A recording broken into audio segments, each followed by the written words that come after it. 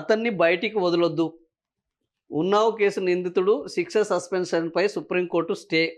Delhi high court ఆదేశాలను పక్కన పెట్టిన అత్యున్నత న్యాయస్థానం. సో ఈరోజు రాష్ట్ర రాజకీయాలు ఇట్లా ఉంటే దేశ రాజకీయాల్లో ఒక ప్రధాన చర్చ జరుగుతుంది. ఏంటంటే ఈ కుల్దీప్ సింగ్. ఈ కుల్దీప్ సింగ్ అనేటాయన బీజేపీ మాజీ ఎమ్మెల్యే. ఈ బీజేపీ మాజీ ఎమ్మెల్యే చేసిన దారుణము ఒకప్పుడు సంచలనం. అది 1997 అనుకుంటాను. సో 1997లో జరిగితే 2019లో ఆయన మీద అత్యాచారం కేసులో సెంగర్ 2000 ఢిల్లీ ట్రయల్ కోర్టు జీవిత ఖైదు విధించింది. ఏంది 15 ఏళ్ల మైనర్ బాలికను ఇతను రేప్ చేశాడు. అడ్డొచ్చిన తండ్రిని చంపేశాడు. ఆ చంపిన తర్వాత సో ఇది ఉన్నావు హత్య కేసు 2017లో ఈ ఘటన జరిగింది. 15 ఏళ్ల బాలిక, యాక్చువల్గా 17 కాదు 15 ఏళ్ల బాలిక మీదనే ఈ ఎమ్మెల్యే, అప్పటి బీజేపీ ఎమ్మెల్యేగా ఉన్న ఈ సెంగార్ కిడ్నాప్ చేసి వారం రోజుల పాటు అఘాయిత్యం చేశాడు. సో ఎఫ్ఐఆర్ నమోదైంది 2018లో. 2019లో ఈయనకు జీవిత ఖైదు విధించారు. దీనికి ముందే కారు క్రాష్లో బాధితురాలు ఇద్దరు బంధువులు మరణించారు. కారు క్రాష్లో కాదు, ఈయనే ఆ కారు క్రాష్ చేయించారు అని కూడా సిబిఐ వాళ్ళ యొక్క వాదనను ప్రభుత్వం ముందట ఉంచింది. ఈయన ఒక లారీతోటి వాళ్ళ కార్ని, ఇద్దరు బంధువులని దారుణంగా హత్య చేయించాడు అనేది. సో 2018లోనే బాధితురాలు తండ్రిపై దాడి కేసులో 5గురికి పైగా అభియోగాలు మోపగా మరణాయుధం లభించిందని బాధితుని అదుపులోకి తీసుకున్నారు. ఆ తర్వాత జైల్లోనే మరణించాడు. బాధితురాలు తండ్రి మృతి కేసులో సెంగార్కు 10 ఏళ్ల జైలు శిక్ష పడింది. సో తండ్రిని, ఆ ఇద్దరు బంధువుల్ని చంపాడు, అమ్మాయిని రేప్ చేశాడు. ఇంత జరిగిన తర్వాత ఇవన్నీ నిరూపణ జరిగి సిబిఐ నిరూపిస్తే ఆయనకు జీవిత ఖైదు విధించారు. జీవిత ఖైదు విధిస్తే ఆ జీవిత ఖైదు విధించిన ఆయనకు బెయిల్ ఇచ్చారు. బెయిల్ ఇస్తే మళ్ళా దాని మీద తీవ్రమైన వ్యతిరేకత రావడంతో మళ్ళీ ఆయన బెయిల్ను రద్దు చేస్తే మొన్న హైకోర్టు మళ్ళా బెయిల్ ఇచ్చింది.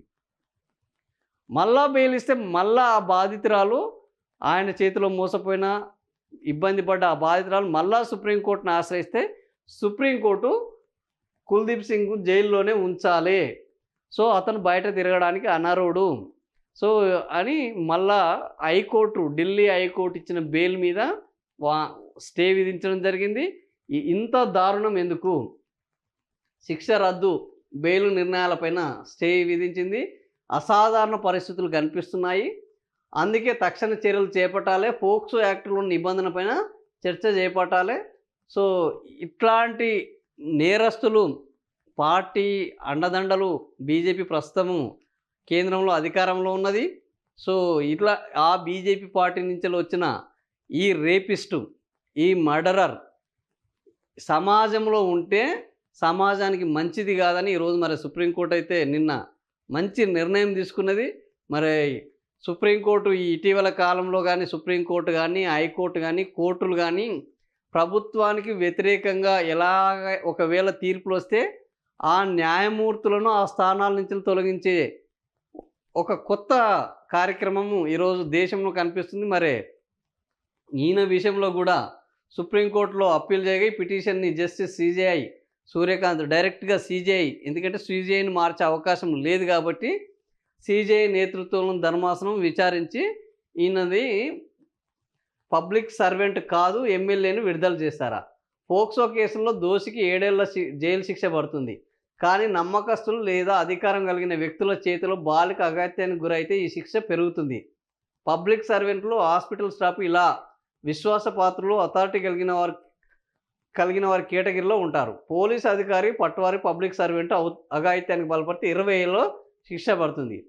అది వారి జీవితకాలం జైలు శిక్షగా మారచ్చు. కానీ ఇక్కడ దోషి Kuldeep Singh Sengar MLA, public servant కాదు కాబట్టి సెంగార్ ఆ కేటగిరీలోకి రాదని హైకోర్టులో ఆయన తరపు న్యాయవాదులు వాదించారట. వాస్తవానికి ట్రయల్ కోర్టు ఆయన దోషిగా తేల్చినప్పుడే సెంగార్ను పబ్లిక్ సర్వెంట్గా పరిగణించి యావజ్జీవ శిక్ష విధించింది. కానీ తాజాగా హైకోర్టు పరిగణలోకి తీసుకోలేదు. అలాగే సాధారణంగా 17 ఏళ్ల జైలు శిక్ష కాలాన్ని సెంగార్ పూర్తి చేసుకోవడంతో 7 ఏళ్ల రద్దు జైలు చేసి బెయిల్ మంజూరు చేసింది. కానీ సెంగార్పై మరో కేసు కూడా ఉన్నది. ఉన్నావ్ బాధితురాలు తండ్రి హత్య కేసులోనూ ఆయన దోషిగా ఉన్నారు. సో ఈ కేసులోనూ బెయిల్కు దరఖాస్తు చేసుకోగా సుప్రీంకోర్టు తాజా విచారణలో సెంగార్ జైల్లోనే ఉండాలని ఎంపీ ఎమ్మెల్యేలు అదే బాధితురాల కంటే నేరస్తుడు ప్రాబల్యంగా ఉంటే సదరు నేరాన్ని తీవ్రమైన లైంగిక నేరంగానే పరిగణించాలి. ఆ నేరస్తులు ఎంపీ ఎమ్మెల్యేలు అయితే వాళ్లకు 20 ఏళ్ల జైలు శిక్ష విధించాలని న్యాయవాది తుషార్ మోహతా వాదించారు. ఇదే అంశంపైన సీజే సూర్యకాంత్ స్పందిస్తూ ఇదే కేసులో పోలీసు పట్వారో ఉంటే జీవితకాలం శిక్ష పడుతుంది. కానీ పబ్లిక్ సర్వెంట్ అనే పదం వల్ల ఎమ్మెల్యేని కేసు నుంచి విడుదల చేయవచ్చునా అని ప్రశ్నించారు. పబ్లిక్ సర్వెంట్ అంటే బాధితురాల కంటే డామినెంట్ పొజిషన్ ఉన్న వ్యక్తిగా అర్థం చేసుకోవాలని తుషార్ మెహతా వివరించారు. సో ఇట్లాంటి అంటే రాజకీయ నాయకులు పొద్దున్న లేస్తే మేమేమంటారు, మేము నాయకులం కాదు, సేవకులము, ప్రజా సేవకులము అంటారు. ఎప్పుడైతే వాళ్లకు వ్యతిరేకంగా మారుతుందో అప్పుడు మేము ప్రజా సేవకులం కాదని కొత్త వాదనతోటి హైకోర్టులో ఈయన బెయిల్ పొందాడు. ఎమ్మెల్యేలు పబ్లిక్ సర్వెంట్లు కాదట. ఇప్పుడు హైకోర్టు ఇచ్చిన తీర్పు అది. సో ఇప్పుడు సుప్రీంకోర్టులో దీని మీద ప్రస్తుతానికి స్టే ఇచ్చారు. ఇంకా పూర్తి జరగాలి. ఈ సుప్రీంకోర్టు మళ్ళీ దీని మీద ఏం చెప్తుంది, ఈయన పబ్లిక్ సర్వెంట్ అని చెప్తుందా, ఎమ్మెల్యేలు కాదని చెప్తుందా చూడాలి. ఓవరాల్గా ఇలాంటి దుర్మార్గులు అంటే బీజేపీ ప్రభుత్వం పొద్దున లేస్తే బేటీ బచావో బేటీ పడావో అంటారు.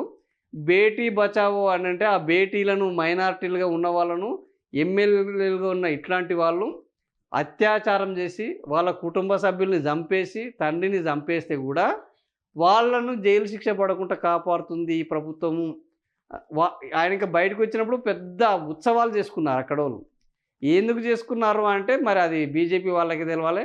ఇట్లాంటి వాళ్లకు శిక్షలు పడేంత వరకు ఈ ప్రభుత్వం కూడా ఊరుకోదు, వాళ్ళకు శిక్షలు పడిస్తుంది. ఇట్లాంటి వాళ్ళు సమాజంలో తిరగడానికి అనర్హులు అనే పద్ధతులు ఈరోజు బీజేపీ వచ్చింటే చాలా బాగుండేది. బీజేపీ చెప్పే మాటలకు చేసే చేష్టలకు పొంతన ఉందనే తెలిసేది. కానీ దురదృష్టం ఏంటంటే బీజేపీ ఈ విషయంలో ఎలాంటి నోరు మెదపకపోవడం, పైగా తమ పార్టీ ఎమ్మెల్యేలుగా ఉన్నారు కాబట్టి అని వాళ్లకు సన్మానాలు సత్కారాలు చేసే విధంగా వ్యవహరించడము, చట్టాన్ని ఒక రకంగా వాళ్ళు వాడుకోవడం. ఆయనకు శిక్ష పడ్డ ఆయన బయటకు వచ్చి స్టేలు వస్తున్నాయి అని అంటే చట్టాన్ని వాడుకోవడం, ఇలాంటి చర్యలు మరి బీజేపీ చేస్తుంది. బీజేపీ ఇలాంటి చర్యలకు మరి జనాలే సమాధానం చెప్పాలి. బీజేపీ వాళ్ళ తీరును మార్చుకోకపోతే జనాలు వాళ్ళ తీరును మార్చాల్సి వస్తుంది. ఏం జరుగుతుందో చూద్దాం ఈ ఘటనలో కూడా ఫైనల్గా.